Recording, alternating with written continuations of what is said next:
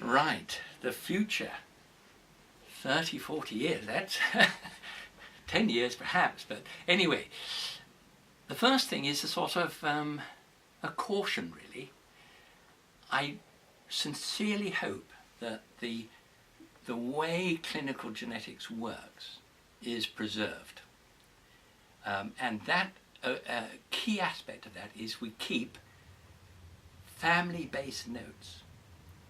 I think we're one of the few disciplines that have family-based notes as opposed to individual notes. And I fear that people will eventually say, well, it's personalised medicine now, or you don't need to keep these family notes. And that would be a disaster, not only for the research, but for the service. So that's a thing I hope will think. What I think is going to happen is that the monogenic diseases are really going to be sorted. We will have many treatments because gene editing's going to make it possible to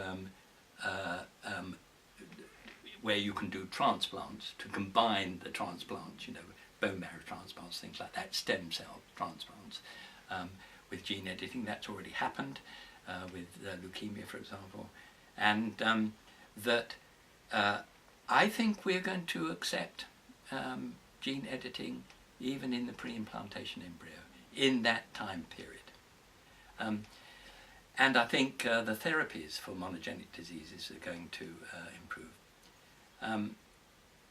From the point of view of the common diseases and personalised medicine, now even in that time scale, I'm doubtful it's going to be as big a play as people think.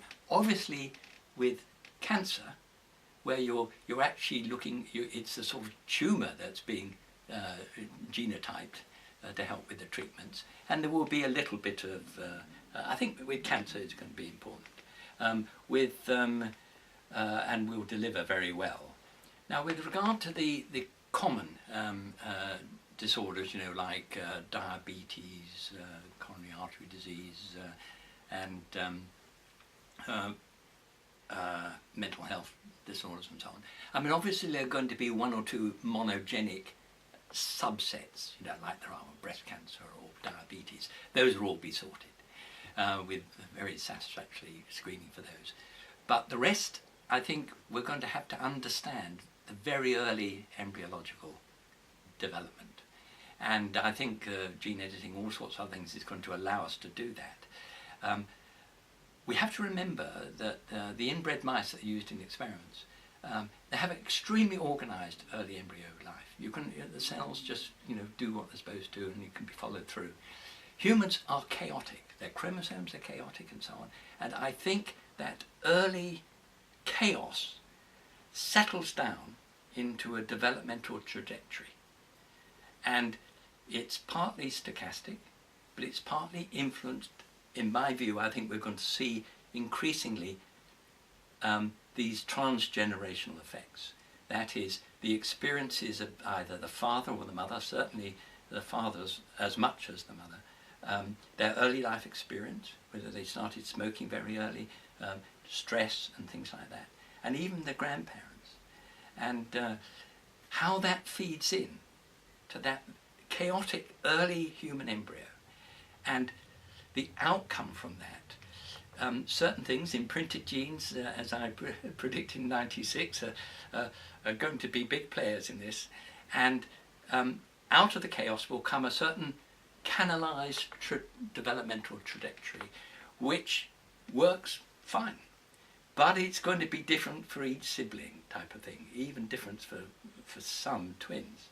And we may be able to screen children when they're born and know whether they're particularly at risk of something or other in terms of public health interventions.